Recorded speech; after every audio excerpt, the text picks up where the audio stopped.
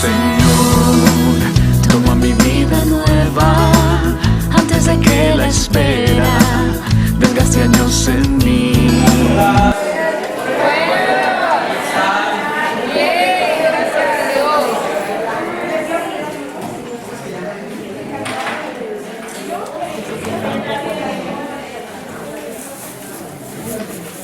¿Cómo les va?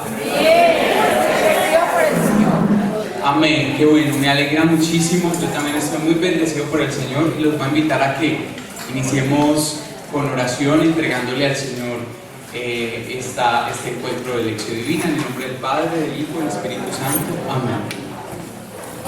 Padre Santo, que sea tu presencia, que sea tu amor el que esté entre nosotros, con nosotros. Que seas tú amándonos, que seas tú cada día más instruyéndonos. Yo me entrego y me ofrezco como servidor tuyo para que uses mis pensamientos, mis palabras, mi inteligencia y todo lo que soy para poder transmitir el mensaje que tú deseas. Y te entrego cada uno de estos corazoncitos para que sean terreno fértil, que tú llenes, sacies y hagas germinar ese fruto de tu amor en cada uno de ellos. Padre nuestro que estás en el cielo, santificado sea tu nombre. Venga a nosotros tu reino, hágase tu voluntad en la tierra como en el cielo. Danos hoy nuestro pan de cada día, perdona nuestras ofensas como también nosotros perdonamos a los que nos ofenden, y no nos dejes caer en la tentación y líbranos del mal. Dios te salve María, llena eres de gracia, el Señor es contigo, bendita tú eres entre todas las mujeres y bendito es el fruto de tu vientre Jesús. Santa María, Madre de Dios, ruega por nosotros los pecadores, ahora y en la hora de nuestra muerte. Amén. Gloria al Padre, gloria al Hijo y gloria al Espíritu Santo. Como en el principio, ahora y siempre, por los siglos de los siglos. Amén. Muy bien, ¿en qué habíamos quedado el encuentro pasado?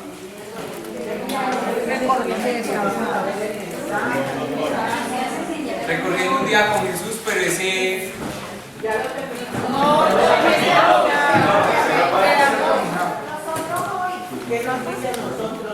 Quedamos en nosotros hoy, ¿cierto? Sí, porque yo creo que ya todo el resto ya lo habíamos hecho, ya lo habíamos evacuado.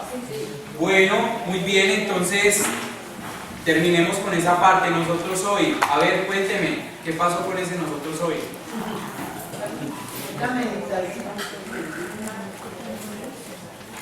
¿Quién quiere participar? Lo escucho, porque tan tímidos.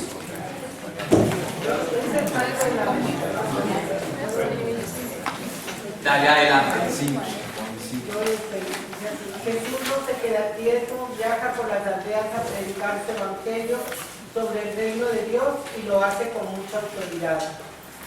Estoy dispuesta a salir de mis seguridades y remar más adentro.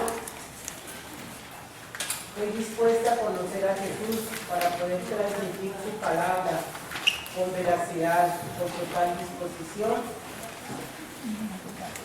Jesús tiene el poder de sanar todo el mal, sobre todo espíritus inmundos, dientes, lepras. ¿Existe algo en mí, en mi vida, que necesite ser liberado? Dependo de algo, de alguien que me enferma, que me destruye. No solo mi vida, sino también la relación con los demás. Tengo la humildad suficiente para acercarme a Jesús y pedirle que saque de mí lo que me enferma y esclaviza. Busco, me preparo, me informo para transmitir el mensaje de Jesús de una manera motivante y entusiasta para que los otros se contagien de la búsqueda de Jesús. Jesús entra en las aldeas y hoy entra a una casa. Jesús sana a enfermos. Jesús entra dando salud y paz. Estoy dispuesta no solo a ser sanada, sino a realizar un servicio amoroso y voluntario. Confío en que la sanación viene de Dios y no de partes externas, o solo quiero aprovecharme del Señor para sentirme bien, sin enfermedades, sin cargas. Soy capaz de atender al necesitado que está a mi lado, o soy capaz de pasar de largo como haciéndome la desentendida. A Jesús le gustaba orar.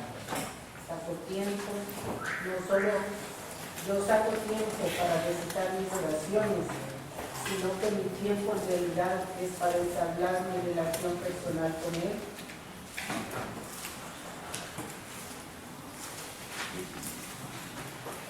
¿Listo? Y así se lo agradezco. Muy bien, muchas gracias. Por acá. Los indecisos en un solo término. Poner en práctica en mi vida el Shema. Aquí dice, poner en práctica en mi vida, en la mía vida, el Shema. Muy bien, ese fue tu nosotros hoy. Muy bien, muchas gracias. Sí. Debe comunicar a Jesús en todo tiempo, desde que amanece hasta la hora de acostarse, y estar constante en estar y gozar de la acción, servir a los demás dando ejemplo de nosotros mismos, y enseñar y compartir los conocimientos de los demás que uno sabe. Muy bien, muchas gracias.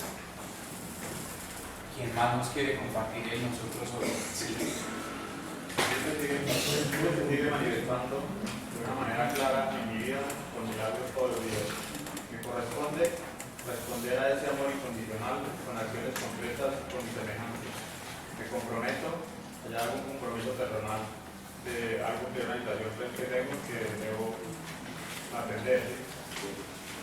Muy bien, muchas gracias. ¿Quién más nos comparte nosotros hoy? Tú, adelante. Dice, Señor Jesús, tú me enseñas que no viniste a ser servido sino a servir. Yo, Minerva, me comprometo desde hoy que todos los días los caminaré en tu dulce compañía sirviéndole a los demás. Amén. ¿Alguien más? Sí.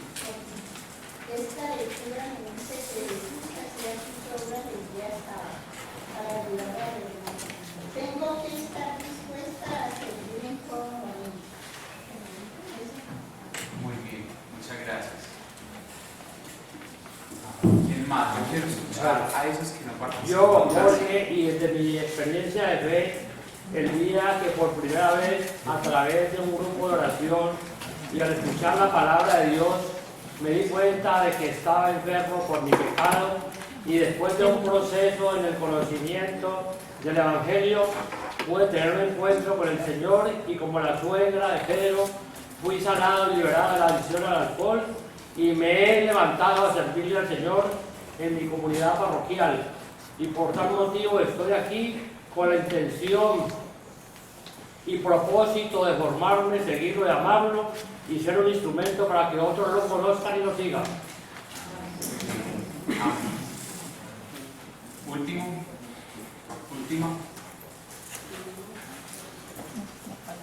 Sí. Como proclamador de la palabra, Jesús me invita no solo un compromiso espiritual, sino como un discípulo misionero en vida. O sea, quiero decir aquí que no solamente tengo que demostrar mi espiritualidad aquí, sino mi comportamiento con los demás hermanos, ya sea en el grupo apostólico o en cualquier parte donde esté. Muchas gracias. Bueno, entonces, con esto terminamos el recorrido un día con Jesús. Un ejercicio de lección, pues como con ese esquemita como para ayudarnos a desarrollar más. Y ahí vamos tomándole el sabor a toda esta parte de la lección divina. Después de hacer este ejercicio práctico y revisarlo, yo los voy a invitar a que aprendamos algunos conceptos que van a ser muy importantes para desarrollar una lección divina. esto que yo les voy a compartir hoy, son unos conceptos que yo he querido implementar en la Lección Divina, porque yo quiero que ustedes se me vuelvan unos duros en la interpretación de la palabra de Dios. Y para que ustedes se vuelvan fuertes en esto de la interpretación de la palabra de Dios, yo requiero que ustedes me aprendan estos conceptos y que no solo nos quedemos en una lección ahí, sino que vayamos a una lección más profunda y mucho más teológica. Y para eso yo he querido implementar en este curso de Lección Divina lo siguiente.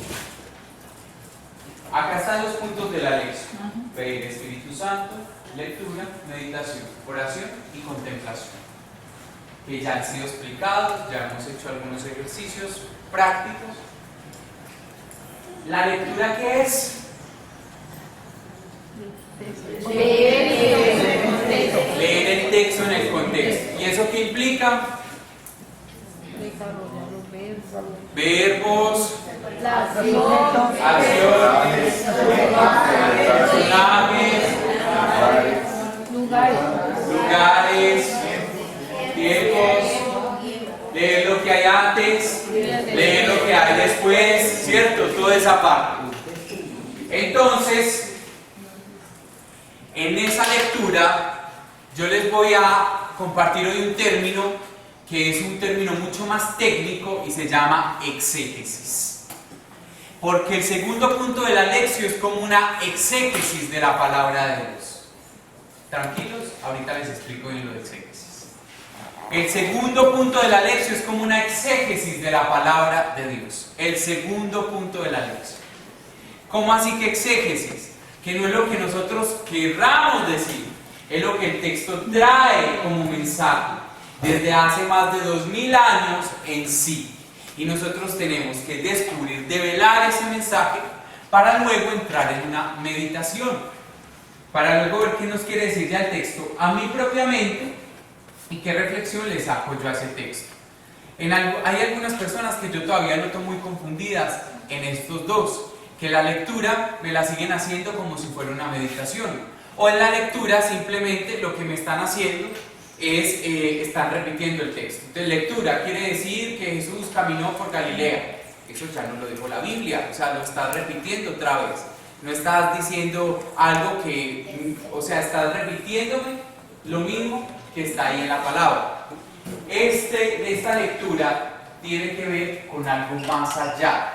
Por eso cuando hicimos el ejercicio de los verbos y todo, el ejercicio no es solo sacar verbos y todo. A mí eso, ¿de qué me sirve si yo no lo sé aplicar?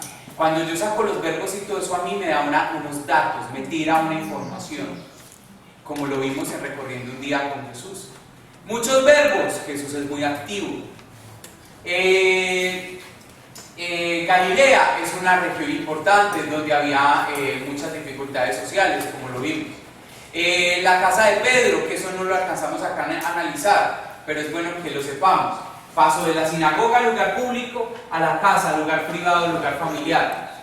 O sea que Jesús predica tanto para el público como para la familia. Da testimonio en la calle y en la casa. Entonces miren que los lugares nos van tirando unos datos importantes. Datos que la Biblia en los versículos no nos trae. Datos que posiblemente los traiga el pie de página, pero no todos. Y eso se llama una exégesis. La exégesis es todos los datos que nos trae la palabra de Dios, históricos,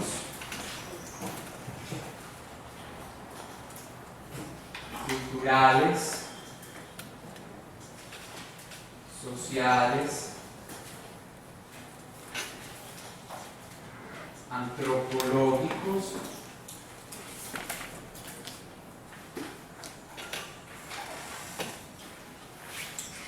históricos, culturales, sociales, antropológicos, literarios,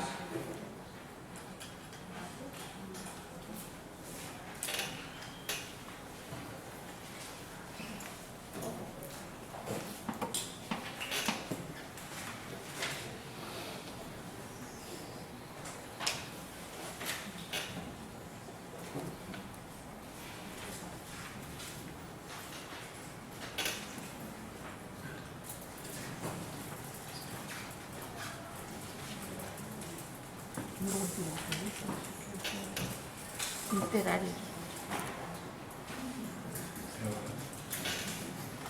De la lengua, puntos suspensivos.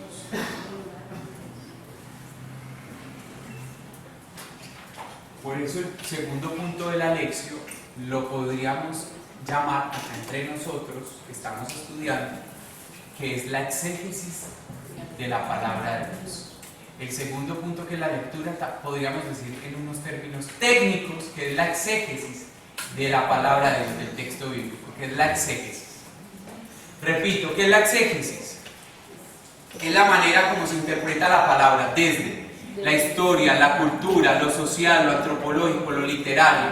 Y todo esto tiene que ver con el tiempo. Todo esto tiene que ver con el tiempo.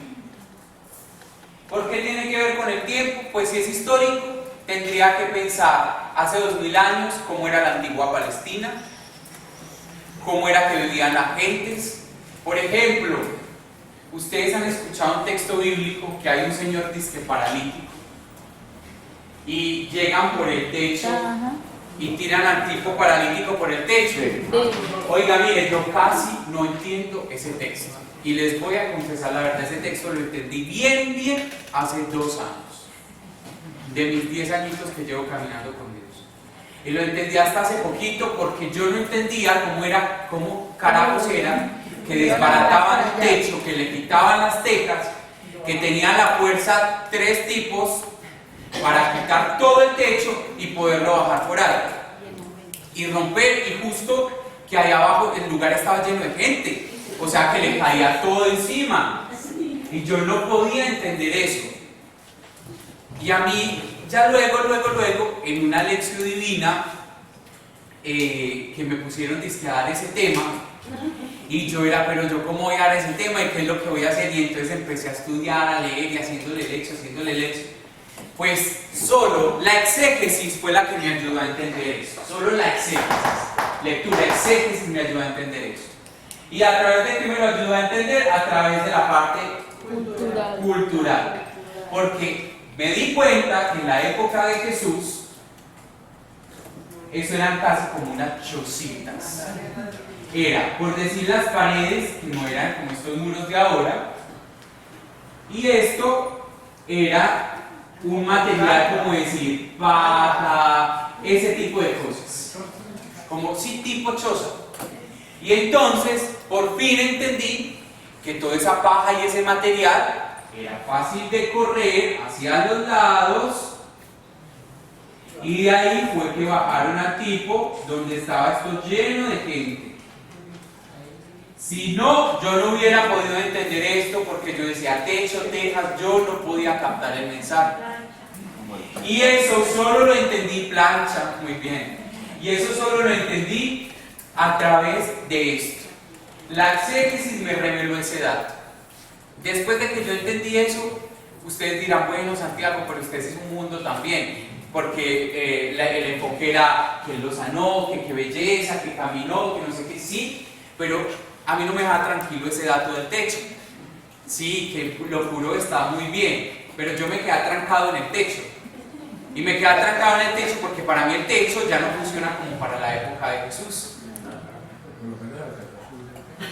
Por lo menos alcancé a subir al techo. Me quedé sobre el techo, pero alcancé a subir. Ya cuando me lo volvieron así fue que entré.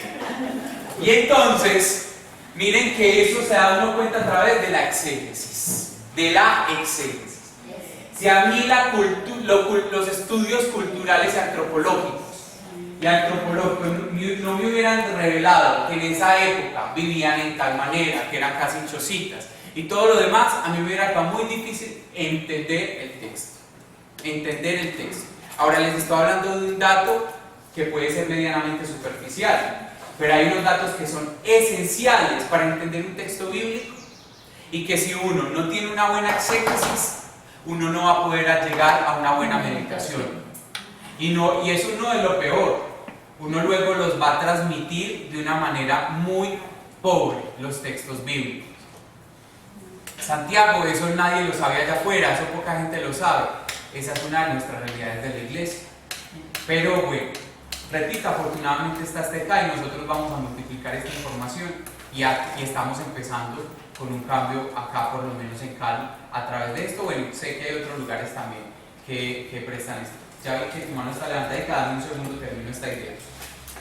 Entonces, solo con la exégesis yo entiendo esas cosas. Ahora, también yo que tengo que entender, por ejemplo,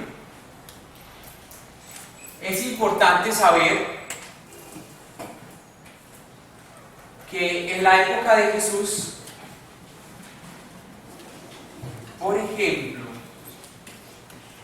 las ciudades, yo ya lo había explicado acá, eran amuralladas. Y acá estaban las ciudades. Y eso es importante entenderlo, ¿por qué? Porque cuando uno lee Isaías, Jeremías, cuando lee Nehemías, nos damos cuenta que ellos hablan de una destrucción de las murallas. Y para ellos eso es el caos. Pero hoy en día para nosotros eso no es ningún caos. Porque pues ¿cuáles murallas? Pero si nosotros entendemos desde lo antropológico, desde lo social, desde cómo estaban organizadas las sociedades en esa época, y entendemos que eso era la protección, ¿por qué? Porque cuando ellos estaban en un lugar despoblado así, y no había murallas, llegaban pueblos de afuera y decían, este es mi lugar, pongamos más casas acá, y este es nuestro lugar, y pongamos más casas, y este es mi lugar. Que eso fue lo que le pasó al pueblo de Israel constantemente. Entonces las murallas era lo que los protegía. Ya cuando yo entiendo eso, yo ya entiendo por qué Nehemías, cuando van y le cuentan que tumbaron las murallas, Nehemías se pone a llorar. Y uno dice, pero este llora es por nada. Pero cuando uno desde la exégesis entiende lo cultural, lo social, lo antropológico, ¿qué significa que no haya murallas? Es que los van a volver a invadir. Y si los vuelven a invadir, pierden su identidad como pueblo y los somete a algún reycillo que haya por ahí alrededor, los va a someter a ellos. Y entonces por eso Nehemías llora, porque Nehemías sabe que le espera algo muy terrible a su pueblo si no se reconstruyen rápido esas murallas. Y por eso es que Nehemías hace un duelo, dice, llora por 3 días y hace ayuno por 3 días. Los invito a que lo lean, es un libro muy cortico y precioso, el libro de Nehemías. Nehemías es cortito. Pero ¿qué hace Nehemías? Se va para el pueblo, reconstruye las murallas, el pueblo vuelve a quedar protegido y ya no tienen peligro de invasión, o por lo menos están más seguros frente a las invasiones. Pero si a mí eso no me lo explican desde una exégesis, desde lo cultural, social, antropológico, yo no voy a entender en Nehemías porque llora, qué significa que haya ido a reconstruir una muralla. Es más, cuando yo dije, pero esas murallas ¿cómo serían? Cuando ya miro que las murallas eran metros y metros y metros. Por eso dice que Nehemías solicitó la ayuda de muchas personas para poder reconstruir la muralla. Entonces uno entiende ya todo diferente. Y eso se le abre a uno la mente mucho más. ¿Que eso entonces le quita el sentido espiritual? No, se lo aumenta. Después de que yo pude entender mejor a Nehemías desde la exégesis, me enamoré más del libro de Nehemías. Ese libro me lo puso a leer mi director espiritual cuando fui a salir por primera vez de misión. Me dijo, lee ese libro y prepárate leyendo ese libro. Obviamente en su momento le entendí unas cosas, pero lo he leído varias veces. La última vez que lo leí fue antes de venir acá hace 3 meses. Y cuando lo leí allá, desde una lectura, texto en su contexto, exégesis, en fin, ya me daba cuenta de otras cosas muy importantes que yo antes no había entendido, como la dimensión de lo de las murallas. Empecé a entender otras cosas, como que decían que él era copero del rey, y el copero del rey, estudiando yo un poquitico de historia, los coperos del rey, y es más, ni siquiera estudiando, ahí en el mismo pie de página de mi Biblia lo dice, esa parte histórica, no tenemos que ir a un libro de historia muchas veces, ahí mismo en nuestros pies de página lo dice, que esa ha sido la tarea medio incompleta, que se acuerdan que tuvimos, pero ahí la vamos a ir completando. Decía que el copero del rey era que le servían al rey, él se mantenía al lado del rey, y le servían al rey vino o licor, y el copero se tomaba la primera copa para ver si no estaba envenenada. O sea, exponía su vida por las demás personas. Ese dato me pareció precioso porque yo dije, Nehemías, desde que era copero del rey, ya estaba acostumbrado a arriesgar su vida por los demás. Así que él no le iba a importar si tenía que perder su vida reconstruyendo las murallas, porque su trabajo ya era un trabajo muy noble. Y cuando yo entendí eso, me pareció tan precioso ese dato, me llegó tanto al corazón, porque yo le decía, Señor, hazme como Nehemías, que yo pueda arriesgar mi vida por los demás. Finalmente ese es el mensaje cristiano. Y miren que uno dice, no, todos estos datos para que miren cómo aumenta, enriquece la espiritualidad nuestra al leer la palabra de Dios. ¿Me hago entender qué es la exégesis? Acá el aporte pregunta. Referente al texto de Marcos 2, donde está la cita bíblica que usted comentaba, de lo paralítico que es llevado al techo y bajado a través de los instrumentos de aquel tiempo. Yo había entendido así, era que la multitud que se agolpaba a la puerta significa la cantidad de católicos que impiden que realmente la gente pueda llegar a Jesús. El chisme, la calumnia, todas esas situaciones eran lo que yo había contemplado. Pero me doy cuenta de una realidad. La exégesis tendría dos partes. La exégesis, diríamos, ordinaria o común o profana, digámoslo así, y la exégesis, iniciática o superior. Y eso es lo que quería preguntar. ¿Cuántas clases de exégesis o la exégesis, cuántos niveles tiene? Te voy a dejar acá. Porque, perdón, y aquí quiero decirte, porque no es lo mismo, y perdóname que lo vaya a decir, no es lo mismo que yo esté frente a Santiago que me encuentre frente al Santo Padre. Vamos a encontrar, somos católicos, leemos la misma Biblia, pero vamos a encontrar muchas diferencias. Entonces, por eso es que me nace esa inquietud sobre la exégesis, cuántos niveles tiene. Muy bien. Muchas gracias por este aporte. Ese aporte me va a dar pie para explicar esta parte. Me va a dar pie para explicar esta parte, pero ahorita, atención, vamos a dejar suspendida esta pregunta, la retomo, porque quiero terminar de explicar más exégesis y de ahí paso a tu pregunta, porque hoy, este día, vamos a trabajar esto. La diferencia entre esas dos cosas, que no es que haya dos tipos de exégesis, pero ahorita explico, listo. Entonces la dejo ahí suspendida, solo unos minuticos mientras termino de explicar esto. Nosotros estábamos haciendo la lectura, exégesis, la estábamos haciendo desde un punto de vista literario. Que la literatura tiene que ver con ¿qué? Con los verbos, con los personajes, puntos suspensivos. La literatura estudia la trama, el personaje, los verbos, las acciones, cuántos hay, los lugares, los tiempos. Muy bien. Lo estábamos viendo desde lo literario. Yo creo que fue acá, o no sé si fue en el otro grupo. No, sí fue acá, que una persona había estudiado que Galilea lo gobernaba Herodes. ¿Se acuerdan? Sí. Eso es un dato ¿qué? Histórico. Y miren todo lo que nos aportó. El recorriendo un día con Jesús, dentro de la misma exégesis, lo hicimos con un dato literario. Y miren todo lo que nos aportó. ¿Qué tal cuando uno todo esto se lo pone a la exégesis? Eso es una riqueza tan grandotototototota, que por eso la palabra de Dios, uno todos los días descubre cosas nuevas, aun cuando vuelve al mismo texto. Aun cuando vuelve al mismo texto. ¿Por qué les decía yo que esto tiene que ver con el tiempo?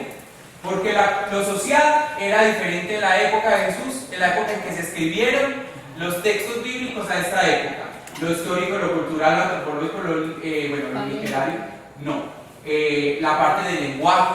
¿Se acuerdan que yo les he dicho acá, les he dado el primer encuentro de nosotros, ¿cómo fue? Les expliqué sobre el logos y sobre el dabar. Y cuando les expliqué sobre el logos y el dabar, eso solo lo sabemos desde la lengua en la que fueron escritos los evangelios. Ahora, ustedes acá, en estos 6 módulos que vamos a tener, y en esos 6 módulos, en todos los encuentros de lección que vamos a tener, obviamente yo no voy a trabajar las lenguas con ustedes, pero yo sí les voy a dar algunos datos importantes sobre lenguas que sé que les van a servir. Por ejemplo, las bienaventuranzas en griego, la palabra es makarios, y hay una diferencia muy grande de bienaventurado a lo que significa el macario. Entonces miren que esos daticos son importantes. Ahora, yo se los voy a dar, Santiago, cuando salgamos de acá de estos 6 módulos, esos datos que nos los sigue dando, nos los va a seguir dando el pie de página de nuestra Biblia y los libros especializados, como el que ya por ahí algunos empezaron a comprar, que es La Comunidad que Lee, que ese fue el que yo propuse, pero hay muchos otros, ¿cierto? Esos datos nos los va a dar eso, va a decir la palabra griega que utilizan acá es esta, pero que traduce esto, la misma, nos van a traer explicado eso mismo, ¿listo? Entonces eso tiene que ver con la parte de la lengua. ¿Me entienden la exégesis? Ahora ya me entienden que el segundo punto de la lectura del texto en su contexto tiene que ver con la exégesis del texto bíblico. Ahora, por acá había un aporte. Más bien una pregunta. Ajá. Mira que cuando tú tienes un texto oscuro en la ley, hablas de la hermenéutica como un género y la exégesis como una especie de interpretación. Entonces tú comienzas por grados a interpretar, digamos, el texto. Comienzas por la exégesis porque es la lectura meramente textual y lo que te arroja ese tipo de interpretación. Si ya la haces y no te queda claro el texto, entonces vas a una interpretación finalista, es decir, ¿para qué fue creada la norma? Si no igual, o sea, la lees y no la entiendes como tal, vas a una interpretación histórica. Entonces tú la aplicas de manera gradual y vas descartando. Si esta interpretación no te sirvió, entonces vas a la siguiente. Y así se hace. Entonces, ya que sacas este tema, pues quería hacer esta pregunta. Si estamos hablando de lo mismo o es cosas completamente diferentes, porque pues me surge la duda. Tengo esa... Bueno, voy a explicar lo de la hermenéutica a ver si te queda más claro. Listo, vale. Y acá respondo tu pregunta. No hay diferentes niveles de exégesis. La exégesis es una sola. Ahora, ¿qué es lo que me estabas diciendo cuando la multitud se agolpaba, que son todos los católicos agolpándose a la puerta, ¿cierto? Esos católicos agolpándose a la puerta, eso es una interpretación hermenéutica. Hay interpretación exegética e interpretación hermenéutica de la palabra de Dios. Y yo quiero que miren acá. Si la lectura tiene que ver con la exégesis, es exégesis del texto. La meditación, lo que me dice el texto a mí hoy, 2016, a esta realidad, tiene que ver con la hermenéutica. Meditación igual a hermenéutica. Y entonces en la hermenéutica, yo no puedo decir en esa época que los católicos se agolpaban, porque en esa época no había católicos. Es más, ni siquiera, pues la palabra ni siquiera era aplicada. Entonces, ¿eso qué es lo que él nos estaba diciendo? Eso es una hermenéutica, es una interpretación hermenéutica. ¿Qué es la hermenéutica? La hermenéutica tiene que ver más, no con estos datos históricos, culturales, sociales, antropológicos, literarios, lengua, no exactamente tiene que ver con estos, sino que la hermenéutica tiene que ver más con una interpretación, desde mi filosofía, desde mi punto de vista, desde mi manera de pensar, desde si soy marxista, desde si soy pacifista, desde qué sé yo. O sea, tiene que ver con la parte más filosófica, ideológica, que yo tengo como ser humano. Y de acuerdo a eso yo lo interpreto. Ejemplo, ¿será que un colombiano podrá hacerle una hermenéutica igual al texto del tipo que cae en el techo, a la hermenéutica que le puede hacer una persona de Reino Unido? No, porque el Reino Unido tiene otra forma de pensar, otras filosofías, otros mecanismos de pensamiento. Y entonces yo a lo colombiano puedo decir, ah, no, eso le hicieron una rampa, una polea, con una cuerda, no sé qué. Y entonces cogieron le hicieron una camilla de bambú y lo tiraron. Eso lo digo yo desde mi colombianazo. Pero en Reino Unido van a decir, no, entonces eso tomaron las cuerdas de alambre y no sé qué con una extensión de no sé cuántas, el bambú obviamente no lo van a mencionar. ¿Sí me hago entender? Sí. Entonces la hermenéutica tiene que ver con una interpretación, y una interpretación más personal del texto, una interpretación personal del texto, pero que está permeada por los contextos en los que nosotros nos hemos educado. ¿Por qué? Porque, por ejemplo, la hermenéutica que yo puedo hacer es, Jesús partió pan, y yo como paisa puedo decir, Jesús se sentó y partió la arepa. Pero en Reino Unido tendrán esa hermenéutica. No. En Reino Unido no saben qué es una arepa. Entonces en Reino Unido dirán, o en Estados Unidos dirán, llegó y partió la hamburguer no sé qué sé yo, el pancake, ¿cierto? Entonces miren que es diferente porque hay diferencias de manera de pensar, de manera de vivir, de los contextos, de las culturas. Y entonces eso no tiene que ver tanto con la exégesis, sino que tiene que ver más con la hermenéutica. Yo interpreto los textos, pero los interpreto de acuerdo a lo que yo soy, a mi manera de vivir, a mi manera de pensar. Eso es como cuando uno va a Chocó y encuentra las casas, no me acuerdo, se me Palabritos. ¿En qué? En palabritos. ¿Cómo es que se llama? Palambritos. Bueno, cuando uno ve estas casas allí que están hacia arriba, entonces ¿cuál es mi pensamiento? Que Jesús caminaba, pero yo lo miraba hacia abajo. Si yo vivo en el Chocó, yo no voy a pensar que yo lo miro así, porque si todas las casas son altas y Jesús va caminando, pues yo lo miraba hacia abajo. Ven que las maneras de interpretar de cada uno son diferentes de acuerdo a nuestros sistemas de vida, filosofías y todo lo demás. Esa es la hermenéutica. Aquí no más porque Palapito, él lo conoce porque es la tierra de donde él proviene. Para nosotros es un palo. Un palo. ¿No? Bueno, pero entonces está más montado. Sí,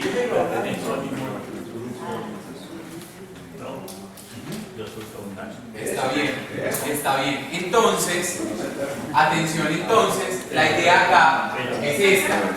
Atención, por favor. Ya voy para tu aporte. Entonces la idea acá es que si la exégesis es un esfuerzo por estudiar lo histórico, lo cultural, lo sociológico, lo antropológico, lo literario, la lengua, para poder entender el texto, por eso se dice que la palabra misma, qué mensaje nos quiere decir a través del tiempo, cuando por allá se hacía esto, cuando existían este tipo de cosas. Ya en la meditación es que nos dice en el día de hoy, 2016, en nuestra forma de pensar, en el hombre de hoy, en lo que llaman pues el hombre moderno, posmoderno, bueno, qué sé yo. Y entonces ahí ya entra la hermenéutica. La hermenéutica ya es una interpretación más personal del texto. Es una apropiación del texto de acuerdo a mi cultura, mi manera de pensar, mi lengua, hoy, después de haber pasado muchos años. Esto se queda en esos años de allá, esto trae a los años de acá. Por eso la hermenéutica tiene que ver más con la filosofía. Y por eso en la hermenéutica yo les puedo decir, para ustedes, ¿qué es esto? Ustedes me dirán, sí, ya. Pero en China yo puedo decir, para ustedes, ¿qué es esto? Ellos me dirán, el chu, chu, chu, chu, chu. Y entonces uno dirá, estas dos cosas son supremamente diferentes. Para ustedes, ¿qué significa un dragón? Ay, no, una cosa muy miedosa. Para los chinos, ¿qué significa el dragón? No, el animal más precioso que hay. Para ustedes, ¿qué significa el sapo? Ay, no, brujería. Para los chinos, ¿qué significa el sapo? Ay, no, el animal lleno de bondad y amor. ¿Sí me hacen entender?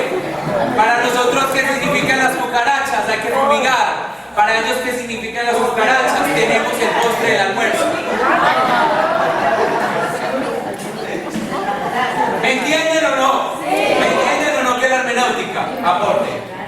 Que como es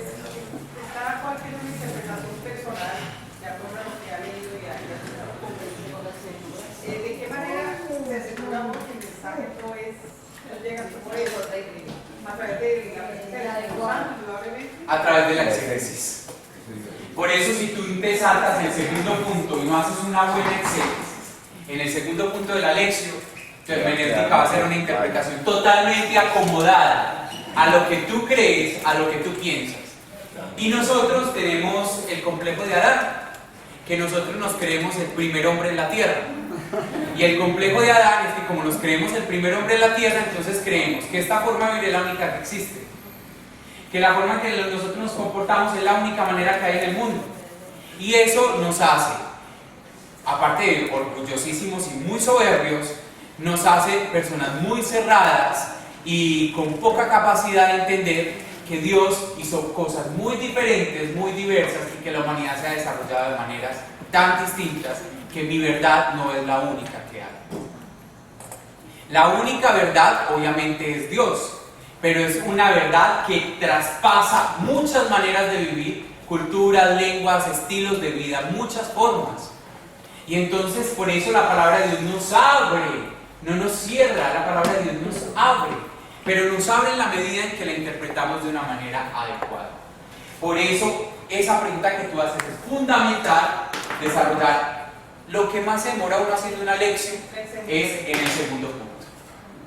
Porque en ese segundo punto uno desarrolla toda esta exégesis muy bien desarrollada para uno poder llegar a una buena meditación, a una buena hermenéutica. Así sea una interpretación mía, ya parto desde un punto más serio. De ahí entonces ya hago una oración y una respuesta con muchas herramientas, y ya mi contemplación va muy segura y muy a la fija en muchos sentidos, porque yo ya siento que la palabra me ha enriquecido, me ha llenado de mucha seguridad, que ha sido una palabra muy meditada. ¿Se acuerdan que cuando leían el documento que les pasé sobre los puntos de la lección decía que rumear la palabra, masticarla? Ya sí, la palabra ha sido muy masticada, y en ese orden de ideas es muy digerible y me alimenta mucho mejor, es mucho más alimenticio. Ahí, no sé si ya respondo tu pregunta. ¿Por acá? A ver, yo voy a decirte lo que entendí, a ver si es acorde con lo que usted quiere transmitir. Es perfecto. Es como yo transportarme al mundo hebreo y como reflexionar desde allá lo que acontecía en ese momento histórico, y luego digerirlo, a traerlo al tiempo de hoy, porque yo personalmente quisiera conocer el modus vivendi del pueblo hebreo de ese tiempo. Yo leía Nehemías y recordaba con usted que Nehemías sale de noche porque no quiere que nadie lo vea, su plan no se lo comenta a nadie. Entonces, había interpretado totalmente diferente. Pero quiero decirte algo, y sobre todo preguntarte, ¿qué libro, qué texto, cómo puedo hacer yo para conocer ese modus vivendi del pueblo hebreo? Porque si el mismo Jesús sorprende cuando llega, porque no sigue la tradición. Y allí donde yo quisiera, porque ¿por qué los choques de Jesús? A mí siempre me ha llamado la atención es ¿por qué el choque de Jesús constantemente? Porque Jesús se ve que era un hombre conflictivo, no era una pera que dice como me la quieren mostrar algunas veces. Yo veo a Jesús un hombre conflictivo, pasando por encima de muchas cosas, lógicamente desafiando también, en algún momento desafía el poder político, el poder religioso, desafía la estructura del pueblo hebreo, y yo quisiera meterme más allá, porque cada vez que veo una lección, yo escucho algunas veces a la hermana Glenda, y la lección que yo le escucho a ella muy diferente, pero respetable siempre sus criterios. Entonces, finalizo con esto. Quiero conocer el modus vivendi de esa época puntual en que Jesús cita la tierra. Bueno, algo con el aporte que él está haciendo que es muy valioso.